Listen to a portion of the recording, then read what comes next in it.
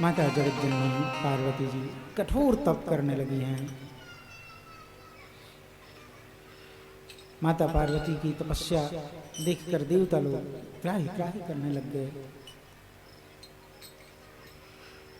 ऐसे कठोर तप से भगवान भोलेनाथ फिर भी अभी समाधि में ही बैठे हैं। देवताओं ने और भी कुछ उपाय किया है, कामदेव को भेजा है इत्यादि इत्यादि, वो सब बातें हुई हैं।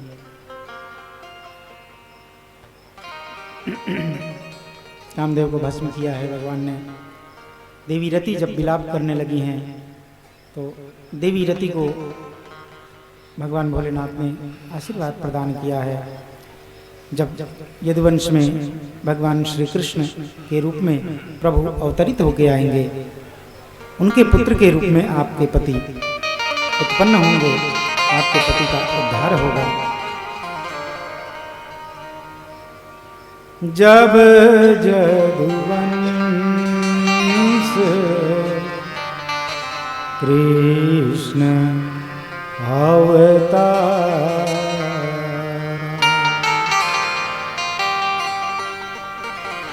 होई हरन महामहि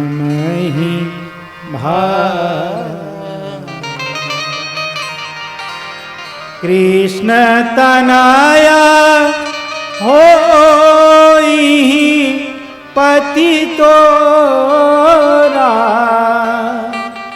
कृष्ण तनया होई पति तोरा वचन अन्यथा होई नमो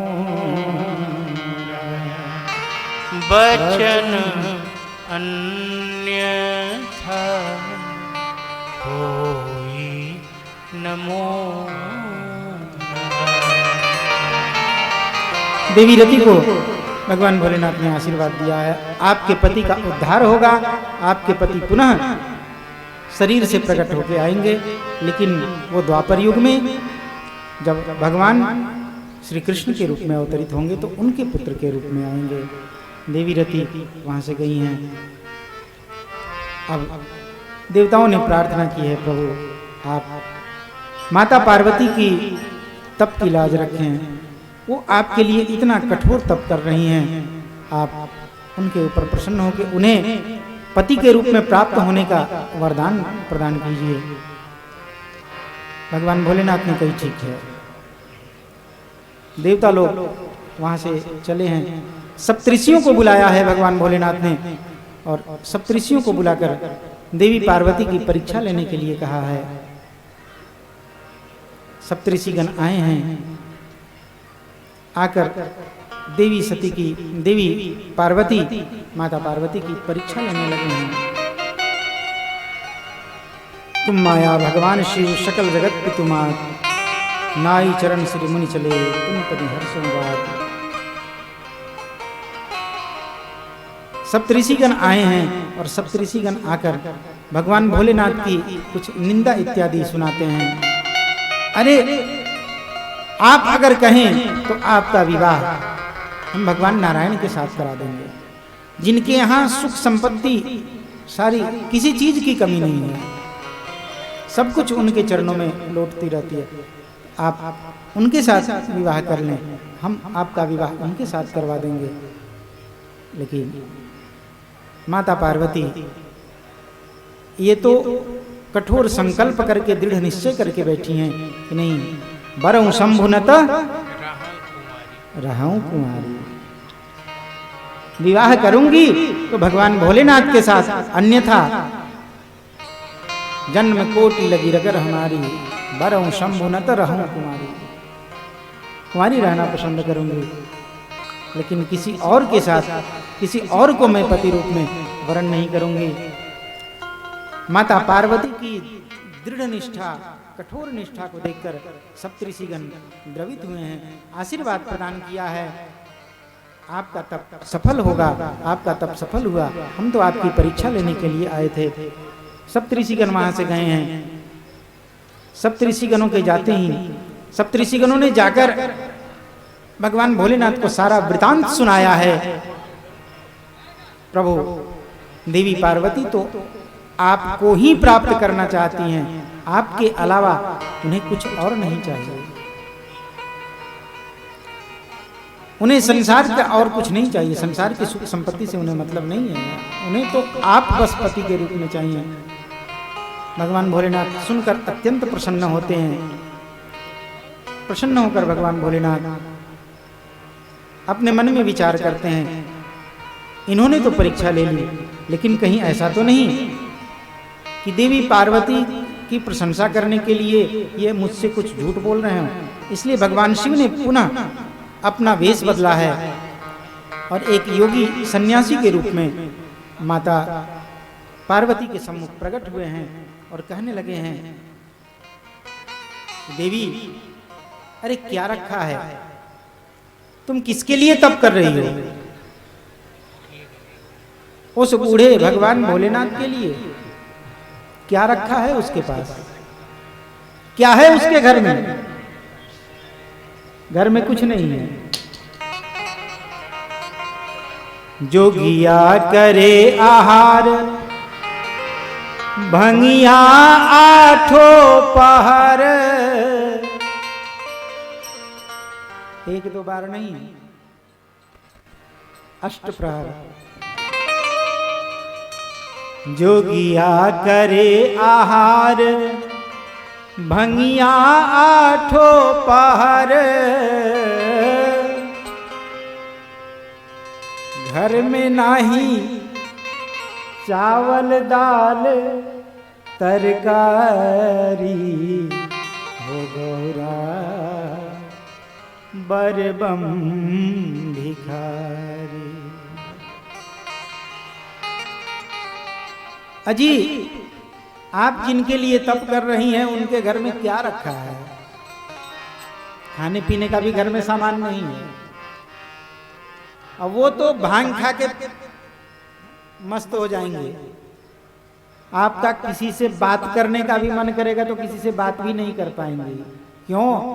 बोले घर में कोई है ही नहीं। घर में ना ही सास ससुर, देवरानन दी भसुर।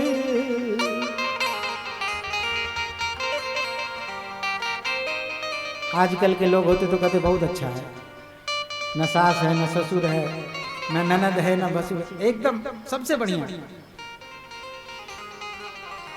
अपनी बच्ची के लिए लोग वर ढूंढने जाते हैं तो ऐसे वर को ढूंढते हैं जिसके सास ससुर न हो, ननद जेठ जेठानी देवर देवरानी कोई नहीं, बस अकेला वही है। बोलते हैं सबसे सुंदर घर है, अकेला लड़का है, तो सास ससुर का भी झंझट नहीं है। वाह, आपकी आने वाली बहू आपके बारे में भी ऐसा ही सोचे, फिर क्या हो। आप अपनी कन्या का विवाह करने जा रहे हैं तो सोचते हैं ऐसा हमारी पुत्री के लिए ऐसा वर मिले जिसके सास ससुर ना हो। और आपके घर में जो बहू आवे वो भी अगर ऐसा ही सोचे कि मैं घर में जाऊं तो मेरे सास ससुर ना हो, अथवा हो तो जल्दी स्वर्गवासी हो जाएं। बताइए क्या कहेंगे आप ऐसी बहू को? जो शिक्षा, जो संस्कार हम अपनी पुत्री के अंदर डालना चाहते हैं वही संस्कार हम अपनी बहू से अपेक्षा नहीं कर रहे हैं।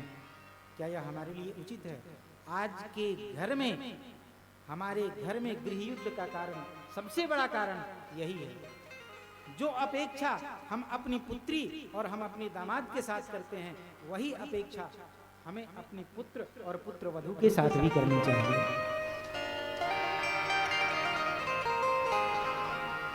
हमारा जामाता, हमारा दामाद अगर हमारी पुत्री का कहा मानता है तो हम कहते हैं हमारा दामाद सबसे सुयोग्य है।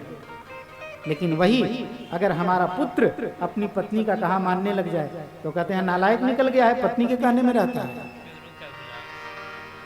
एक ही मन से, एक ही हृदय से दो तरह का व्यवहार कैसे कर रहे हैं? अपने मन में आप और हम सब मिलके इस बात पे विचार करना, ये हमारे लिए विचारणीय बात है। बड़ी चिंतनीय बात है ये, बड़ी गौर से समझने वाली बात है ये।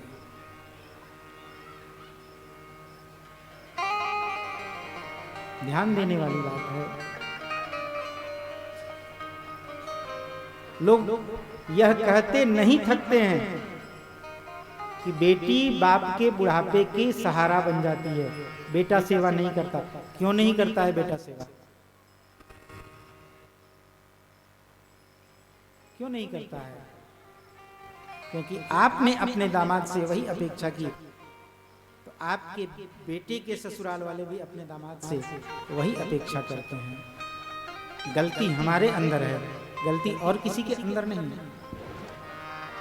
राम जैसा पुत्र अगर हमें चाहिए तो हमें दशरथ जैसा पिता बनना पड़ेगा, शर्त है। राम जैसा आज्ञाकारी पुत्र अगर हम सोचते हैं, चाहते हैं, तो दशरथ जैसा प्रेम करने वाला पिता भी होना पड़ेगा।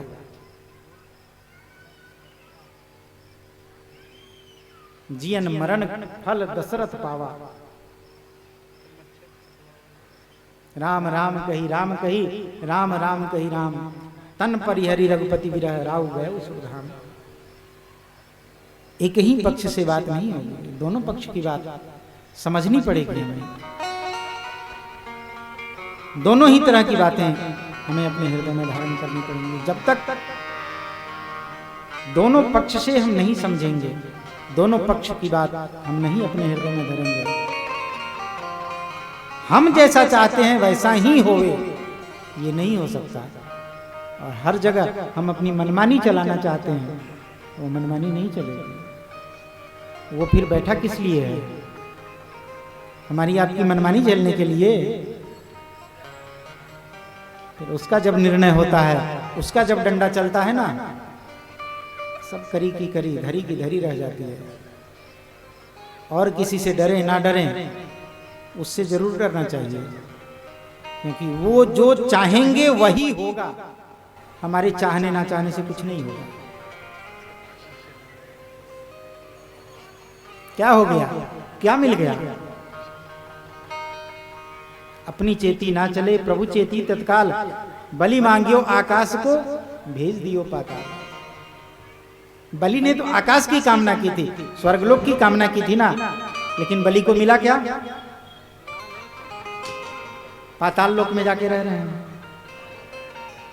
अपने मन से जो हम सोचते हैं वही होवे, ऐसा नहीं हो सकता। जो प्रभु की इच्छा होगी, जो उनकी कृपा से होगी, उनकी कृपा जब होगी वही संभव होगा। खैर, जय जय श्री राम।